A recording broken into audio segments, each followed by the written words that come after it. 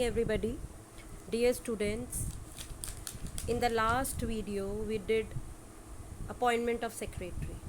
Now in this video we'll be doing two small topics. One is your procedure for the appointment of secretary, and the second is persons who are disqualified from being appointed as a secretary in the company.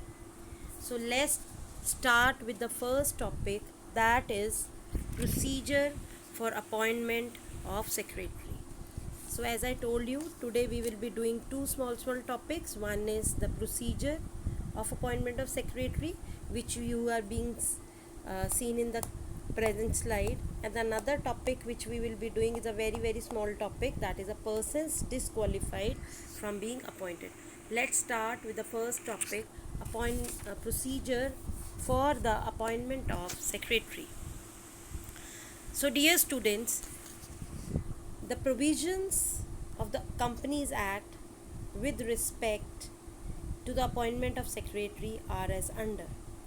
First is compulsory appointment.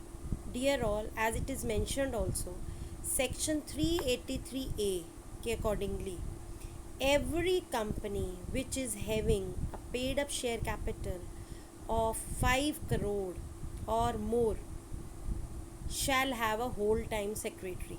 We already discussed about this in the previous video also, related to the appointment of secretary, where the board of directors of any such company consists of 2 directors, then neither of them shall be the secretary of company. इसका मतलब ये है कि अगर किसी भी company में सिर्फ 2 डायरेक्टर्स हैं तो उन 2 डायरेक्टर्स में से कोई भी डायरेक्टर एलिजिबल नहीं होगा to be the secretary of a company. I think this is pretty clear with you कि अगर किसी कंपनी में 2 डायरेक्टर्स हैं तो उनमें से कोई भी डायरेक्टर एज अ सेक्रेटरी नहीं बनेगा. Second is resolution of appointment. Resolution of appointment, second provision is that जब भी आपने किसी पर्सन को एज अ सेक्रेटरी अपॉइंट करना है तो आपको एक बोर्ड ऑफ डायरेक्टर्स की मीटिंग अरेंज करनी पड़ेगी, और ये जो मीटिंग अरेंज होगी that will be after giving notice to every director to discuss besides others the following matters. और उस मीटिंग में हमने टर्म्स और कंडीशंस को भी अप्रूव करना है जिसके अंडर ये कंपनी सेक्रेटरी अपॉइंट होगा.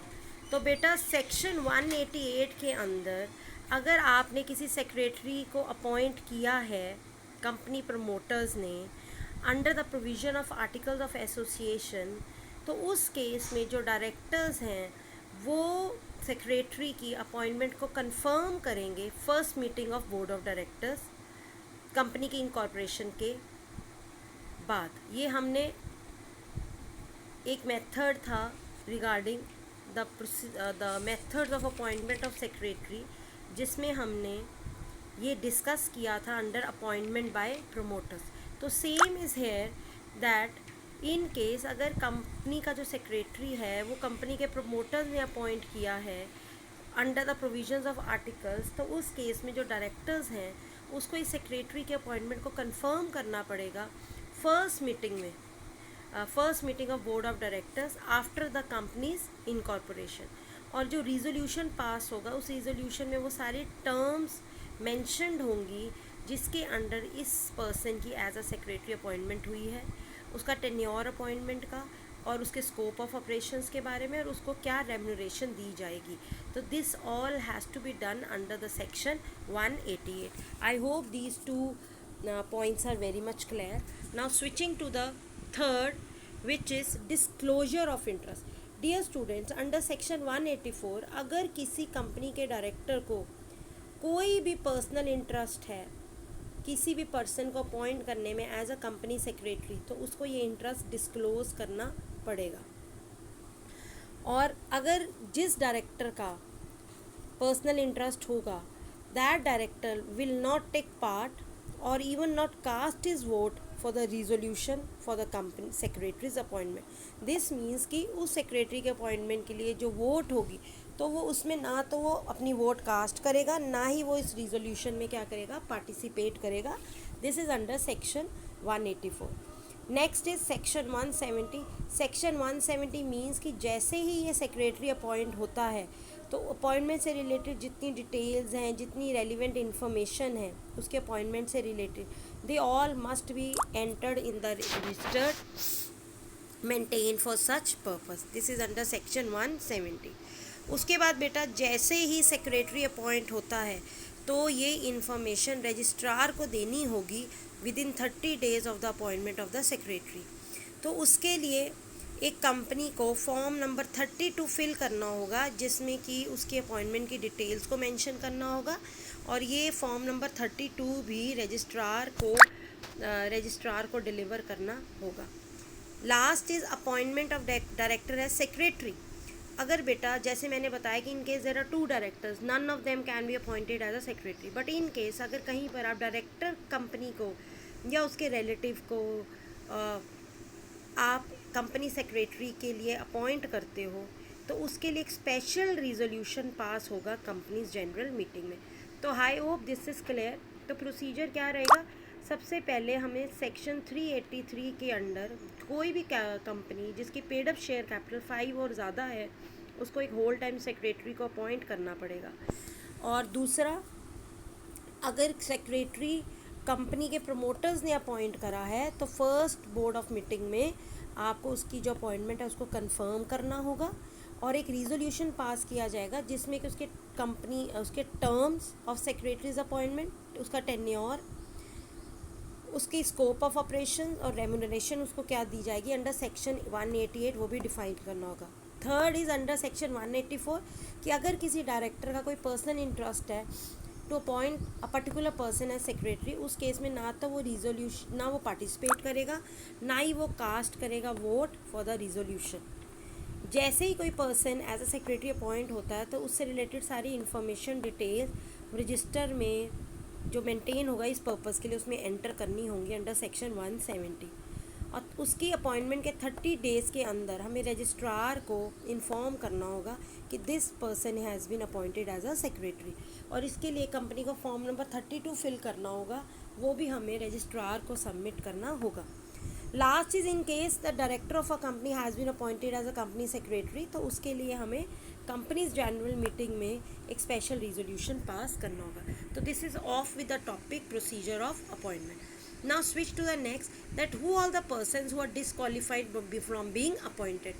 This mean कि ऐसे कौन कौन से लोग हैं जो सेक्रेटरी नहीं बन सकते। सबसे पहले कोई भी फर्म, कोई भी association as a secretary appoint नहीं हो सकती। Only an individual can be appointed as a secretary. I repeat, no firm, no association can be appointed as secretary. Only an individual can be appointed as a secretary of the company. Second is section 2 subsection 24 के under secretary वही person बन सकता है जिसके पास necessary qualifications हैं which are mentioned by the central government. अगर उसके पास वो नेसेसरी क्वालिफिकेशंस नहीं है तो he can not be appointed as a secretary. Third is as we discussed earlier कि अगर एक कंपनी में सिर्फ 2 डायरेक्टर्स हैं तो none of them can be appointed as a secretary of the company. And fourth point, एक company जिसकी paid up share capital 5 crore या उससे ज़्यादा है उसका सेक्रेटरी किसी और कंपनी का सेक्रेटरी नहीं बन सकता। This means the secretary of that company whose paid up share capital is 5 crore और मोर, the same secretary cannot be appointed for any other company. And last is, according to section 141, no auditor of a company can be appointed as a secretary. So dear students, this means no firm, no association can be appointed as secretary. Only a person with necessary qualification as laid down the central government can be qualified as a secretary. If 2 directors are there, neither of them is qualified to be secretary. A company whose paid up share capital is 5 crore or more, the secretary of this company cannot be the secretary of another company. And under section 141, no auditor of a company can be appointed as a company secretary. So here we off with these small topics. I hope both the topics are clear to you. Now in the next we'll be doing the removal of secretary and the position of company secretary. Thank you and have a nice day.